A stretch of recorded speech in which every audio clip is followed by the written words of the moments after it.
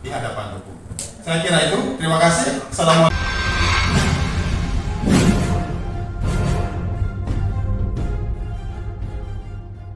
Hanya pertaruhan Polri ya, tapi ini pertaruhan negara, karena itu Presiden juga selalu meminta ini transparan dan adil.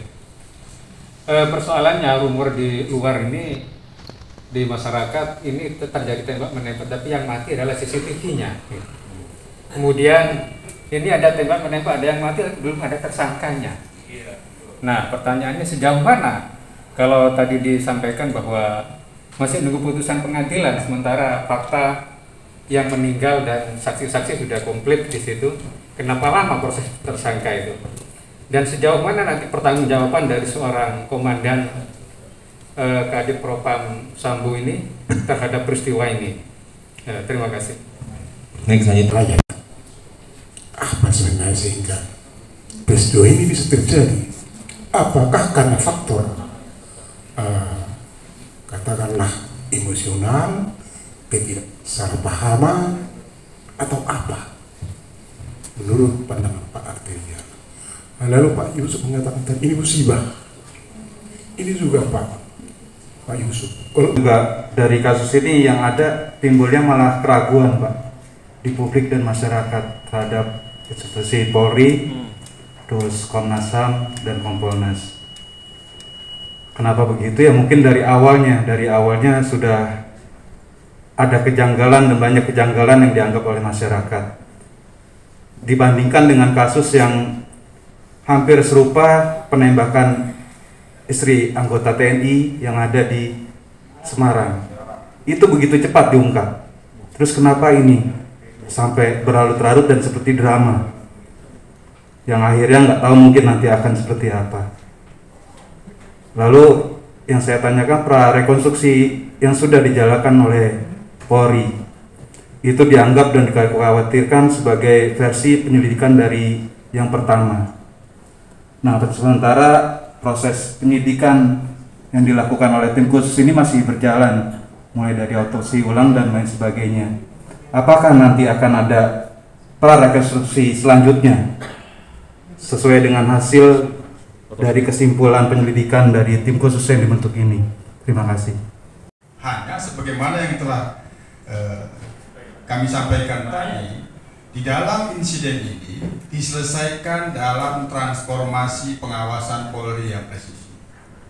Ada pengawasan eksternal, pemerintahan, Kompolnas, Komnas HAM, dan ada pengawasan masyarakat. Dibentuknya tim khusus oleh Pak Kapolri itu adalah wujud transformasi pengawasan Polri yang presisi di dalam proses penyelesaian insiden tanggal 8 Juli ini. Yang semula itu tidak hanya Kompolnas tapi Komnas HAM. Namun karena Komnas HAM secara mandiri dan independen memiliki kewenangan penyelidikan, mereka melakukan penyelidikan sendiri yang sekarang ini sedang berjalan. Kalau kita perhatikan apa yang telah dilakukan misalnya oleh Komnas HAM, yang dikatakan kejanggalan-kejanggalan itu beberapa hari kan terjawab. Hanya Komnas HAM sendiri masih meminta sabar, kita akan mengumumkan secara komprehensif kesimpulannya. Ini adalah bentuk pengawasan atas proses penyelesaian peristiwa tanggal 8 Juli ini. Jadi semuanya ini untuk memastikan apa yang dimaksud oleh Pak Presiden jangan ditutup-tutup, dibukakan. Kita berharap proses penyidikan ini tidak menyisakan sesuatu yang tidak selesai. Nah, seandainya pun ada sesuatu yang tidak selesai, akan ada penyelesaian ketika proses hukum itu berjalan, sudah memasuki peradilan nanti.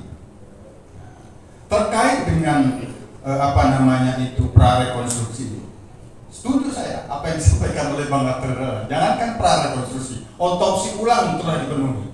Nah, penyidik sendiri melakukan olah TKP itu sudah berkali-kali. Begitu juga dengan tim khusus. Nah, jadi persoalan ini sebagaimana yang kami sampaikan tadi harus clear. Jadi clear berdasarkan hukum. Tentu karena hukum pidana kita menganut azas praduga tidak bersalah, maka spekulasi dan rumor apapun terkait penyebabnya itu tidak bisa mempengaruhi proses hukum berjalan. Penyebabnya sekali lagi atas peristiwa itu tentu berdasarkan bukti-bukti. Hanya pada proses awal konstruksi peristiwa itu sudah disampaikan berdasarkan laporan daripada istri Pak Ferdi Sambo. Penyebabnya sudah ada, peristiwa hukumnya itu sudah, peristiwanya itu sudah ada, kronologinya sudah ada. Nah, dalam proses selanjutnya, karena ini berada dalam sebuah pengawasan masyarakat, termasuk keluarga almarhum merupakan bagian dari masyarakat, menganggap ada proses hukum yang lain yang harus dilakukan, sehingga buatlah laporan polisi yang itu deliknya, laporannya adalah pembunuhan berencana, dan ini harus dibuktikan.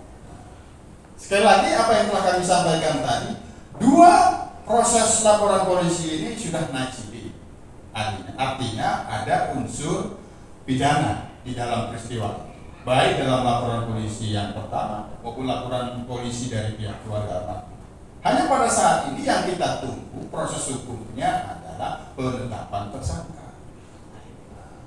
Dia tidak bisa berdasarkan rumor dan spekulasi. Bukti-bukti yang dikumpulkan, baik itu dari keterangan saksi, olah TKP, keterangan saksi ahli, termasuk hasil puslapor, termasuk hasil otopsi ulang nanti ini, yang itu akan dirangkai menjadi pembuktian scientific crime investigation.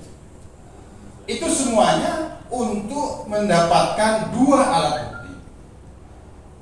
Pak Kompolnas, ini kemana ini arah penyidikan? Arahnya mencari pelaku. Itu secara hukum, arahnya mencari pelaku. Tentu dalam hal ini sekali lagi tidak berdasarkan rumor dan spekulasi, bukti-bukti lah yang akan menjawab itu. Bagaimana buktinya? Itu yang akan direkonstruksi. Jadi kalaupun ada permintaan pra-rekonstruksi, otopsi ulang diminta saja dipenuhi, apalagi pra-rekonstruksi. Saya kira yang perlu kami pastikan, kami dorong Polri, penyidik, tim khusus tetap menjalankan fungsi penegakan hukum di dalam persoalan ini secara profesional. Secara profesional itu akan bisa menjawab ini rumor, ini bukan. Karena profesionalitas itulah yang akan menentukan kerja-kerja hukum di dalam persoalan ini untuk bisa memenuhi rasa keadilan sebagaimana dimaksud di dalam peristiwa ini.